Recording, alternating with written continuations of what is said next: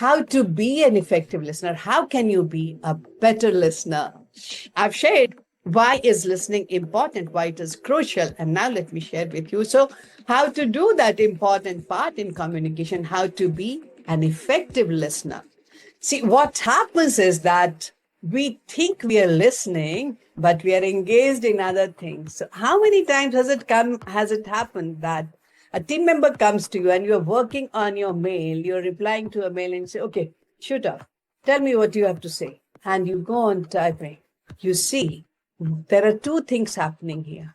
One is that when you are looking at your screen, you, by not looking at the speaker, have told them that you are not important.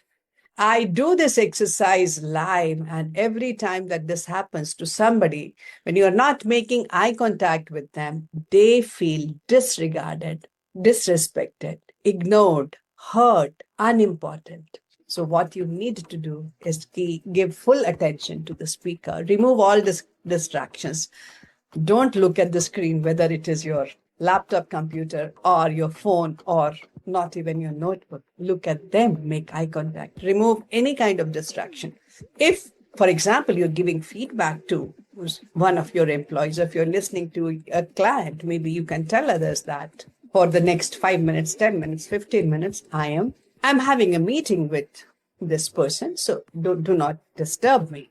So number one, remove all distractions. Number two, when you are listening to the person, make acknowledging sounds and gestures to let them feel that you're giving them full attention. So say things like, okay, yes.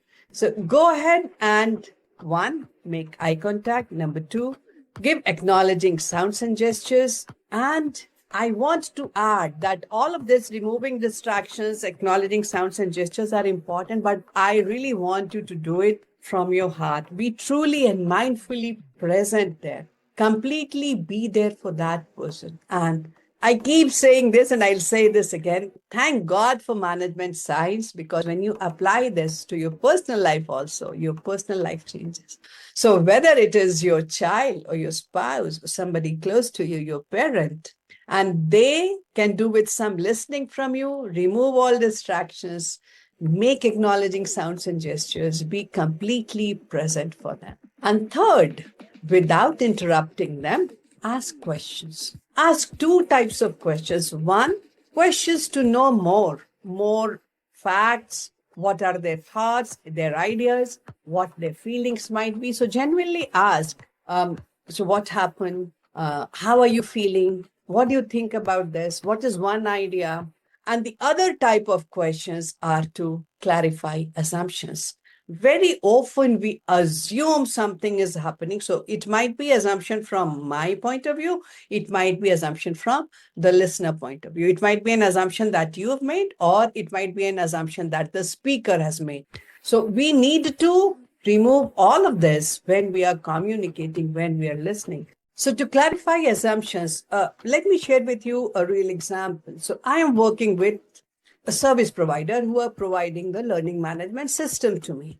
And when my clients, my students were going to log in, the flow wasn't very smooth, not very customer friendly.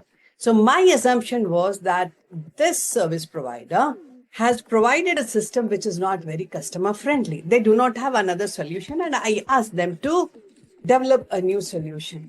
So that was my assumption. But what happened was that the service provider, the person who's listening to me, she immediately, the next morning, she said, ma'am, I have changed the flow, and we have another solution which I have immediately made it effective for you.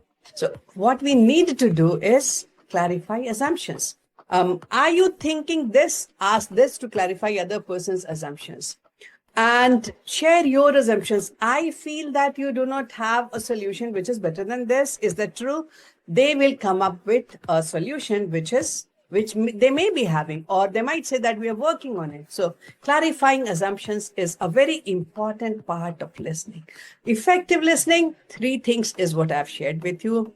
Be completely present, remove all distractions, make acknowledging sounds and gestures to make the person know that you're fully present for them. And third, ask questions without interrupting. Questions to clarify questions, to know more. With that, I end this video here. To learn more from me, go deeper into it. And a lot of people feel fear of public speaking. If you want to know more about that, go click on the link in the description where I've shared with you my free course on how to overcome fear of public speaking. Happy learning.